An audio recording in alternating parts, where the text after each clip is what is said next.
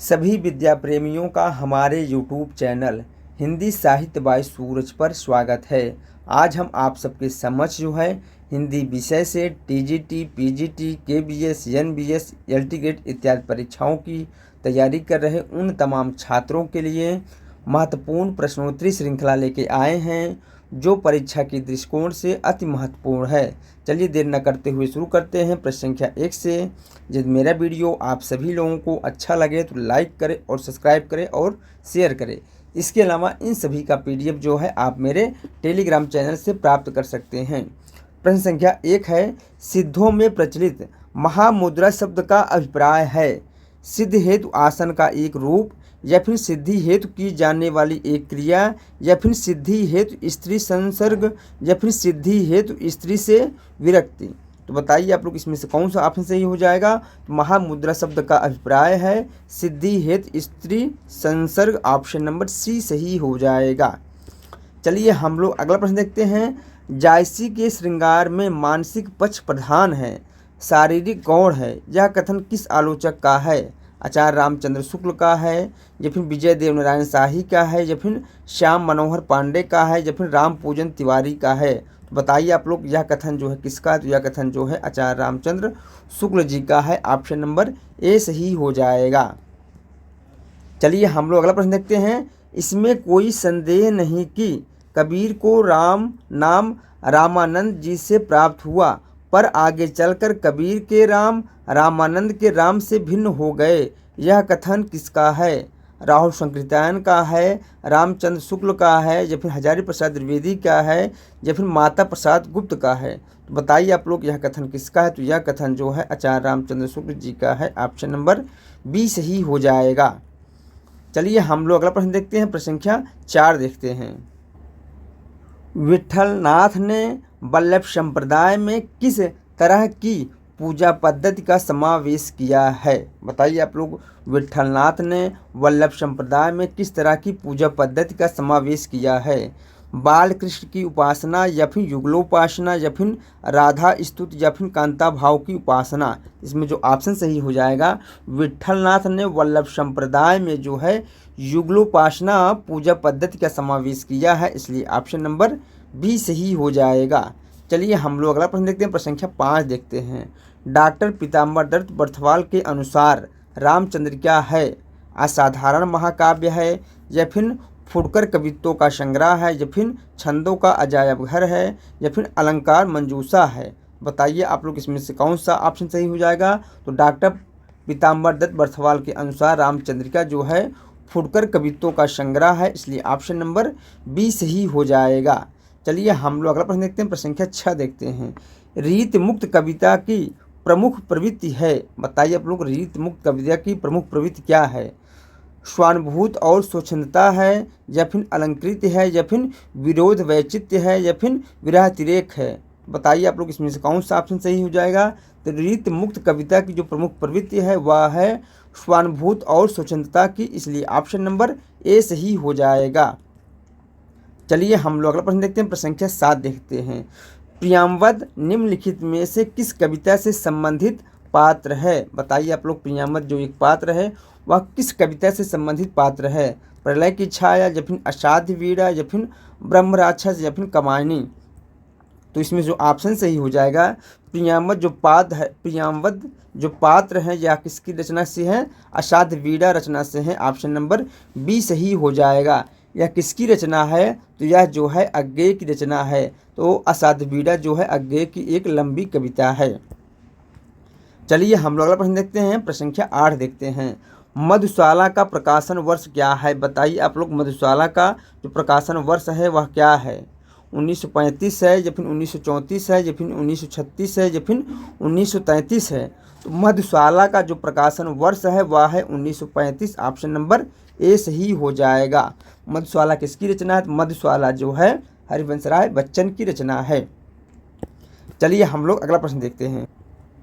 भारतेंदु ने जिस प्रकार हिंदी गद्य की भाषा का परिष्कार किया, उसी प्रकार काव्य की ब्रजभाषा का भी पंक्ति के लेखक कौन है। आचार्य रामचंद्र शुक्ल हैं, डॉक्टर राम कुमार वर्मा है या फिर शिवदान सिंह चौहान है या फिर डॉक्टर रामविलास शर्मा है। तो यह कथन किसका, तो यह कथन जो है आचार्य रामचंद्र शुक्ल जी का है। ऑप्शन नंबर ए सही हो जाएगा। चलिए हम लोग अगला प्रश्न देखते हैं, प्रश्न संख्या 10 देखते हैं। खड़ी बोली का प्रथम काव्य है, बताइए आप लोग खड़ी बोली का प्रथम काव्य कौन सा है। साकेत है, प्रिय प्रवास है या फिर कामायनी है या फिर लोकायतन है। तो इसमें जो ऑप्शन सही हो जाएगा, खड़ी बोली का प्रथम महाकाव्य जो है प्रिय प्रवास है। ऑप्शन नंबर बी सही हो जाएगा। प्रिय प्रवास जो है किसकी रचना है, यह जो है अयोध्या सिंह उपाध्याय हरिऔध की रचना है। इसे जो है खड़ी बोली हिंदी का प्रथम महाकाव्य कहा जाता है। चलिए हम लोग अगला प्रश्न देखते हैं, प्रश्न संख्या 11 देखते हैं। काम अध्यात्म की समस्या निम्नलिखित में से किस रचना में हुई है, बताइए आप लोग। काम अध्यात्म की समस्या किस रचना में हुई है। आत्मजयी में या फिर संशय की एक रात में या फिर उर्वशी में या फिर कनुप्रिया में। इसमें जो ऑप्शन सही हो जाएगा, रामधारी सिंह दिनकर की रचना है उर्वशी। इस रचना में जो है काम अध्यात्म की समस्या को उठाया गया है, इसलिए ऑप्शन नंबर सी सही हो जाएगा। चलिए हम लोग अगला प्रश्न देखते हैं, प्रश्न संख्या 12 देखते हैं। हमें प्रयोगवादी कहना उतना ही सार्थक या निरर्थक है जितना हमें कवितावादी कहना। उक्त कथन किसका है, बताइए आप लोग। यह कथन किसका है, अज्ञेय का है या फिर मुक्तिबोध का है या फिर लक्ष्मीकांत वर्मा का है या फिर कुंवर नारायण का है। तो यह कथन किसका है, यह कथन जो है अज्ञेय जी का है, इसलिए ऑप्शन नंबर ए सही हो जाएगा। चलिए हम लोग अगला प्रश्न देखते हैं, प्रश्न संख्या 13 देखते हैं। सिख अमलदारी को उखाड़ती हुई साम्राज्यशाही का चित्रण किस उपन्यास में हुआ है। बसंती उपन्यास में हुआ है या फिर मैदास की माड़ी उपन्यास में हुआ है या फिर कुंतो उपन्यास में हुआ है या फिर समय सरगम उपन्यास में हुआ है। तो इसमें जो ऑप्शन सही हो जाएगा, ऑप्शन नंबर बी सही हो जाएगा। मैदास की माड़ी उपन्यास में जो है यह चित्रण हुआ है। यह किसका उपन्यास है, तो बताइए आप लोग। यह किसका उपन्यास है, मैदास की माड़ी, तो यह जो है भीष्म साहनी का उपन्यास है। चलिए हम लोग अगला प्रश्न देखते हैं।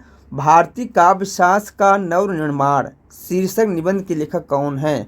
नंदुलारे वाजपेयी हैं, रामविलास शर्मा हैं, हजारी प्रसाद द्विवेदी हैं या फिर आचार्य रामचंद्र शुक्ल हैं। तो भारतीय काव्यशास्त्र का नवनिर्माण शीर्षक निबंध के लेखक जो है आचार्य नंदुलारे वाजपेयी जी हैं, इसलिए ऑप्शन नंबर ए सही हो जाएगा।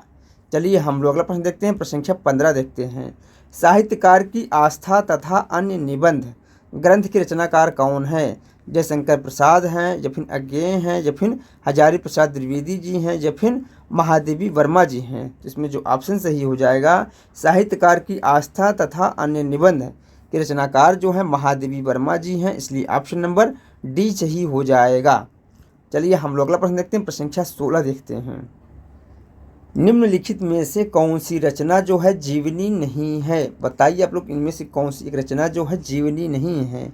कलम का मजदूर या फिर कलम का सिपाही या फिर मेरी पत्नी और भेड़िया या फिर प्रेमचंद घर में। तो इसमें से जो जीवनी है वह है कलम का मजदूर, कलम का सिपाही और प्रेमचंद घर में।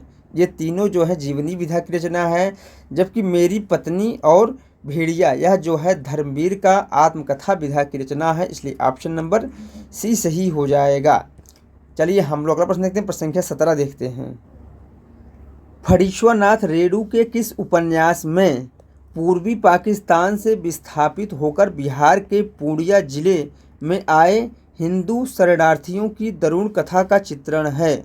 मैला आंचल उपन्यास या फिर जुलूस उपन्यास या फिर परती परिकथा उपन्यास या फिर कलंक मुक्त उपन्यास। बताइए आप लोग इसमें से किस उपन्यास में चित्रण किया गया है, तो वह है जुलूस उपन्यास। ऑप्शन नंबर बी सही हो जाएगा। कौन सा, ऑप्शन नंबर बी सही हो जाएगा।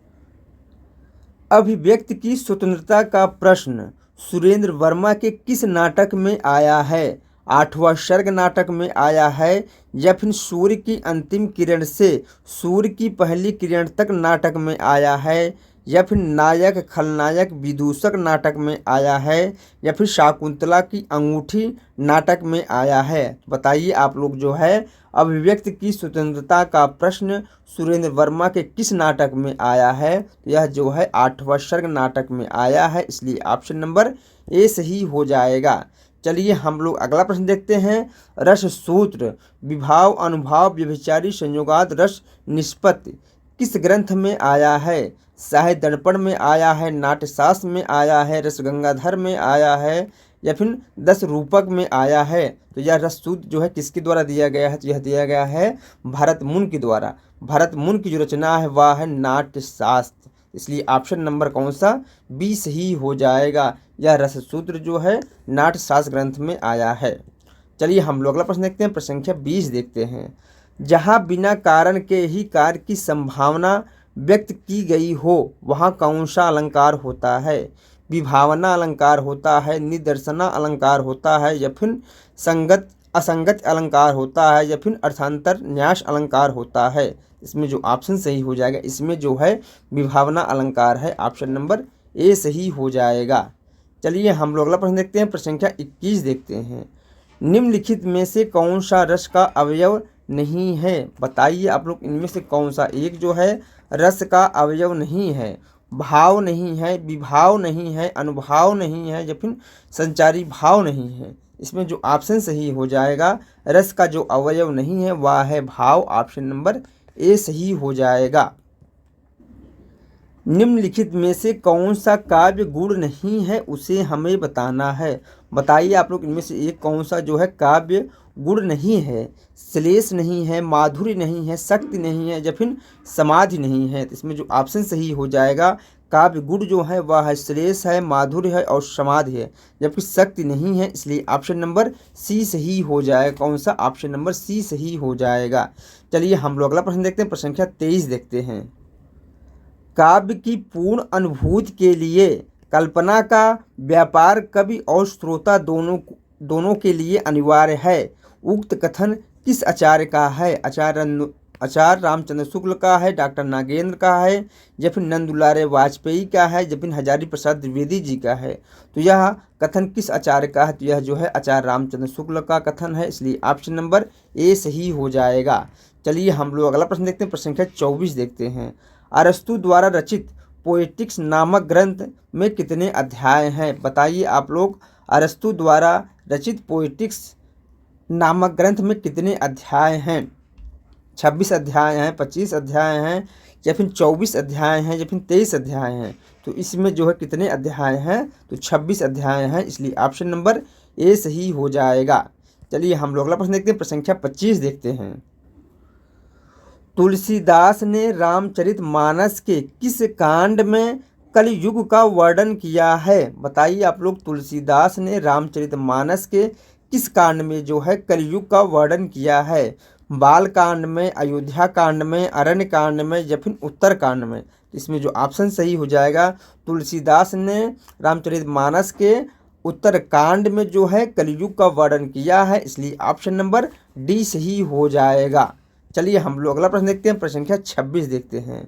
प्रश्न संख्या 26 क्या है? स्नेह निर्झर बह गया, रेत जो तन रह गया, उपरोक्त गीत किस कवि का है? बताइए आप लोग, यह गीत किस कवि का है?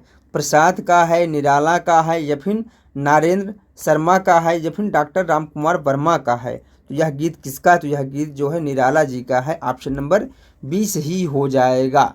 चलिए हम लोग अगला प्रश्न देखते हैं। प्रश्न संख्या 27 देखते हैं। आत्मजयी की कथा वस्तु निम्नलिखित में से किस पर आधारित है? बताइए आप लोग, आत्मजयी की कथा वस्तु निम्नलिखित में से किस पर आधारित है? छांदोग्य उपनिषद, या फिर कठोपनिषद, या फिर केनोपनिषद, या फिर बृहदारण्यक कठोपनिषद? इसमें जो ऑप्शन सही हो जाएगा, आत्मजयी की कथा वस्तु किस पर आधारित है? तो वह है ऑप्शन नंबर बी सही हो जाएगा, कठोपनिषद में है। आत्मजयी किसकी रचना है? तो आत्मजयी जो है कुंवर नारायण की रचना है। चलिए हम लोग अगला प्रश्न देखते हैं। प्रश्न संख्या 28 देखते हैं। सूनी घाटी का सूरज उपन्यास के लेखक हैं। बताइए आप लोग, सूनी घाटी का सूरज किसका उपन्यास है? श्रीलाल शुक्ल का उपन्यास है, या फिर नरेश मेहता का है, या फिर हिमांशु श्रीवास्तव का है, या फिर शैलेश मटियानी का है? इसमें जो ऑप्शन सही हो जाएगा, सूनी घाटी का सूरज उपन्यास जो है श्रीलाल शुक्ल जी का है। इसलिए ऑप्शन नंबर ए सही हो जाएगा। चलिए हम लोग अगला प्रश्न देखते हैं। प्रश्न संख्या 29 देखते हैं। काम और राम का द्वंद्व किस उपन्यास में चित्रित है? बताइए आप लोग, काम और राम का द्वंद्व जो है किस उपन्यास में चित्रित है? मानस का हंस उपन्यास में, या फिर चित्रलेखा उपन्यास में, या फिर खंजन नयन उपन्यास में, या फिर नाचो बहुत गोपाल उपन्यास में? इसमें जो ऑप्शन सही हो जाएगा, राम और काम का द्वंद्व जो है मानस का हंस उपन्यास में वर्णित है, इसलिए ऑप्शन नंबर ए सही हो जाएगा। चलिए हम लोग अगला प्रश्न देखते हैं, प्रश्न संख्या 30 देखते हैं और इस वीडियो का लास्ट प्रश्न देखते हैं। कारवा एकांकी संग्रह किसका है? बताइए आप लोग, कारवा जो एकांकी संग्रह है यह किसका एकांकी संग्रह है? उपेंद्र नाथ अस्क का है, या फिर विष्णु प्रभाकर का है, या फिर डॉक्टर राम कुमार वर्मा का है, या फिर भुवनेश्वर प्रसाद का है? तो यह एकांकी संग्रह जो है भुवनेश्वर प्रसाद का है, ऑप्शन नंबर डी सही हो जाएगा। ठीक दोस्तों, मेरा यह वीडियो यहीं समाप्त हो रहा है। मिलते हैं नेक्स्ट वीडियो में, तब तक के लिए जय हिंद जय भारत।